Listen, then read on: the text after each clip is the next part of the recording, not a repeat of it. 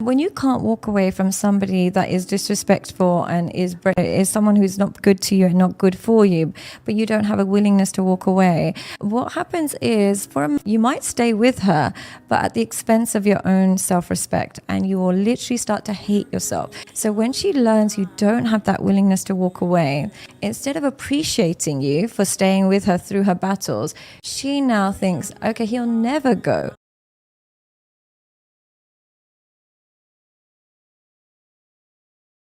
You would stay attracted to each other is you stay curious about each other. As your life is evolving and changing, what happens is you should be learning new things about your partner as your journey's going on. The person they are today is going to be different to the person they were 10 years ago and 5 years ago. So the novelty can still exist if you take an interest in the person that they're becoming. So let's get right into it. We're going to dive deep. What do you think men should know about women and women should know about men in order to ensure a healthy relationship, not just one that withstands the test of time, but also one that blossoms and thrives? I think what both genders need to know about one another is that their childhood creates a template of how they like to give and receive love, and how they like to resolve conflict, and how they like to apologize. These are the three things, like how they like to see love, how they like to apologize, and how they resolve conflict.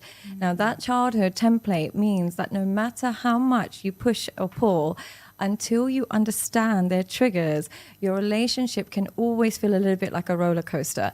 But when you take the time to understand that they may have pre-existing triggers due to some experiences in their childhood or some experiences with their parents that makes them hypersensitive to abandonment, or might make them hypersensitive to silent treatment, they don't enjoy it, or makes them yell more than they should, you'll realize that their behavior is not entirely personal. It's not because of you.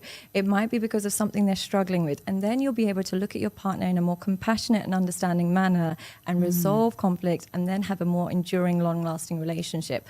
But without that perspective, unfortunately, every fight feels like a thunderstorm, and every resolution feels like pulling teeth, when it could be a lot easier if you speak the language that they understood when they were children. Wow. So does that mean that we should be asking each other's what each other's traumas are? Asking ourselves what our traumas are. Okay. That's a better way to do it, is if you ask yourself, what is it? How do I resolve conflict? Do I prefer to just leave the fight and have some time out? Or do I need to fix it right there and then? Do I yell and get personal? Do I say mean things?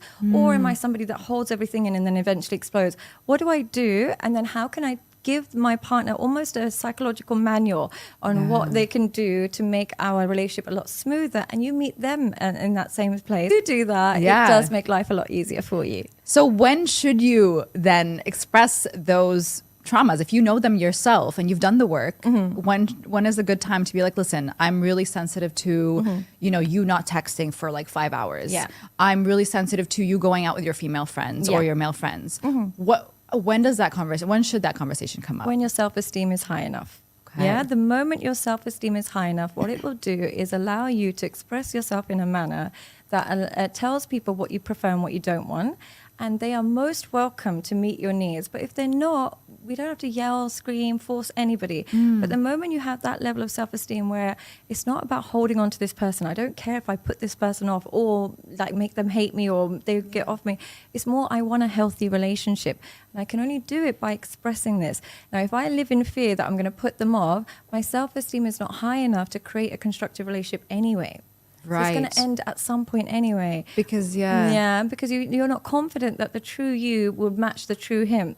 So if you have a level of self-esteem where it's like, I'm not trying to impress you, I just want a healthy relationship. In order for that to happen, you just have to be aware of this, and I'm happy to meet your needs. If you live tiptoeing around that, your self-esteem is probably not high enough to be in a strong relationship anyway. And in that case, also, basically, when you express what you need, there's a risk of someone not accepting it, right? So there's a risk of like, I'm sorry, if you don't accept it, I'm going to have to leave. Yeah. It's just that this is what I need because of this. It's not personal. This is what I need. And what some people do is they think that boundaries means pushing people out and, blocking people after the first conversation. I told him I like this. He said no, and now I'm done with him and I'm so strong. That's not what really boundaries is. It's explaining to people how you like to be loved and how you like to be treated, explaining how you potentially can love and treat people, and seeing if it's compatible.